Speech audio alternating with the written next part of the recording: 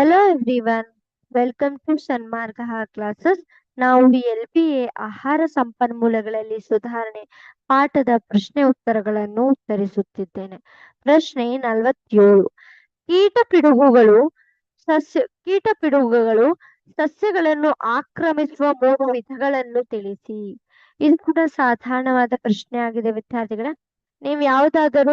ನೀವು ನಿಮ್ಮ ಊರುಗಳಲ್ಲಿ ಯಾವ್ದಾದ್ರು ಬೆಳೆಯನ್ನು ಬೆಳೆಯುವ ಕಡೆ ಹೋಗಿ ನೋಡಿ. ಅವಾಗ ನಿಮ್ಗೆ ಸೂಕ್ಷ್ಮವಾಗಿ ಗಮನಿಸಿದ್ರೆ ಈ ತರ ಏನು ಕೆಲವೊಂದು ಕಂಡು ಬರುತ್ತೆ.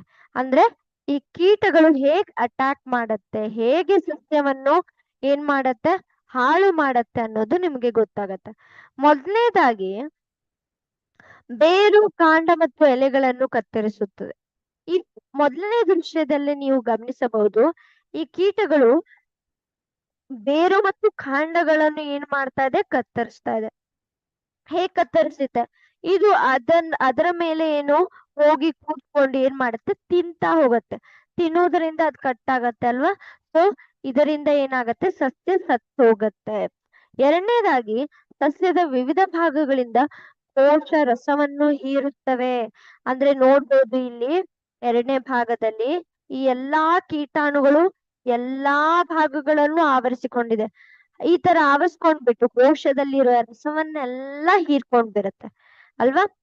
ಮೂರನೇದಾಗಿ ಕಾಂಡ ಮತ್ತು ಹಣ್ಣುಗಳನ್ನು ಕೊರೆಯುತ್ತವೆ. ನೋಡಿ, ಈ ಇಳುವರಿಯನ್ನು ಹಾಳು ಮಾಡ್ತಾ ಇದೆ ಇದು. ನೋಡಿ, ಈ ಕಾಂಡಕ್ಕೆ ಈ ತರ ಏನ್ ಮಾಡ್ತಾ ಇದೆ, ದೊಡ್ಡದಾಗಿ ಈ ಸಣ್ಣ ಹುಳ ದೊಡ್ಡದಾಗಿ ಹೋಲ್ ಮಾಡ್ಬಿಟ್ಟು ಅದ್ರ ಒಳಗಡೆ ಹೋಗಿ ಏನ್ ಮಾಡ್ತಾ ಇದೆ, ತಾನು ಉಳ್ಕೊಂಡಿದೆ. ಸೊ ಇದರಿಂದ ಏನಾಗತ್ತೆ, ಗಿಡ ಹಾಳಾಗತ್ತೆ. ಇಲ್ಲಿ ನೋಡ್ಬೋದು, ಟೊಮೆಟೊ ಒಳಗಡೆ ಕೂಡ ಏನಾಗಿದೆ, ಹುಳ ಹೊಕ್ಕಿಕೊಂಡಿದೆ.